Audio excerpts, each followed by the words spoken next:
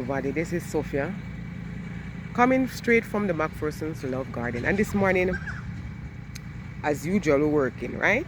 So my husband and myself, we're preparing our land in terms of to start sowing seed and replanting again. Now one of my subscribers from Texas, the person was asking me in terms of what would I put in my soil, in terms of planting and all of that. Now, for many persons, I don't know how many persons know that when you use a particular a land, like you use it constantly in the environment you plant and whatever, you need to give it a break, like fasting. So when you talk about putting the land on fasting, you don't plant anything in that particular spot for a while. If person constantly using it, normally you would try and you call it now. So you have depletion of nitrogen and all of these things will take place. So you have to try and give it nutrients or amendment then, direct soil amendment and fertilizer. And for many persons, for at least for me now, while we are doing all of this, we're cleaning up, what I'm going to do, I'm going to show you some of the stuff that I use, that I'm going to use to amend the soil, right? Say no persons use like eggshells. I have some eggshells and I'm going to crush them. I'm going to use it to in the soil itself. So eggshell is one. Direct you have fertilizer that you can buy from the store, or you can do it yourself by preparing food peels.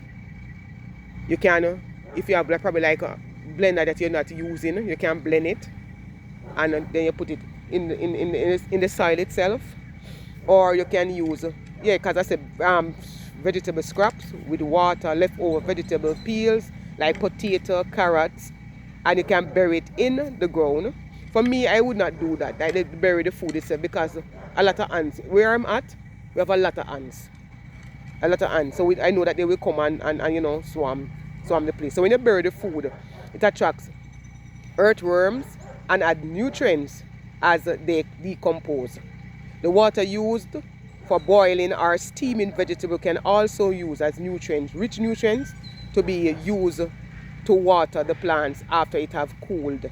So I have a container. I'm going to show you all these things where I put chicken manure and vegetable scraps and all of that, food scraps in water, and it has been in there for quite a while. You can also use wood ash. So what I'm showing right here now is a small bed with all of these that you see there is leaf of life along with tomato.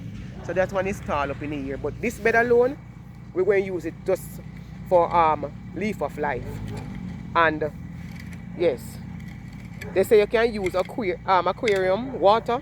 So when you have your fish water and all that, you're going to change the water. You can use that water. Ground coffee or coffee ground, if you want to put that way, you can use that also as nitrogen into the soil, right?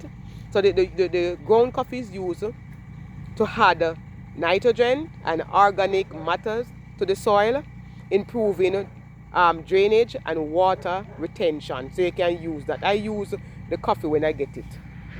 And you can also, my favorite, the banana peel.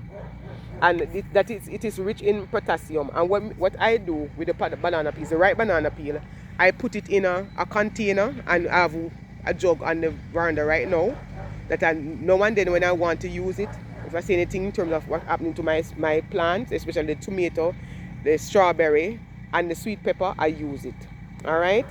So because the question was asked for that person living in Texas, I'm not sure what your soil is like, but for every soil they need all of these things that have been mentioned, that I've just mentioned, so you can use them. I already addressed the person, but I'm just letting giving additional information. And then when I'm doing, because I'm not going to do putting the stuff in it now, like the fertilizer and all of that, we're just preparing the bed itself.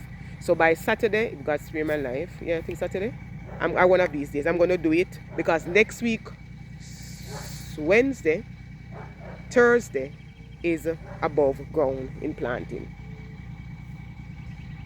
So they say you must try avoid composing like for instance meat, fish, bones and dairy products, you have to try avoid using a lot of those things. You can also use grass clippings and leaves. Yes, like when you cut your flowers and stuff like that, you can use them. Even the rose, the marigold, you can use that also. So we have a lot of things that we can use, and we don't have to go out and to buy expensive fertilizer and all of that. Because what they're saying also with the dairy thing, like the fish and the meat and all of that, the products produce, these food attracts pests and create an odor. So you have to be careful of that, right? So we're working. So I hope that these information have been helpful for that particular person who have asked me, and for those who don't know and inquiring. So we're working, all right? So I'm going to do that bed over there. I'm going to clean up that one and that one also, and then so we will have 1, 2, 3, 4, and there's a big one across from that one. So that is it for this morning. We're cleaning and we're working, and then we're going to fertilize, and we're going to try to amend our soil. God bless you. Have yourself a wonderful rest of the day, and remember, put God first. Shalom. And shalom means peace. Bless you.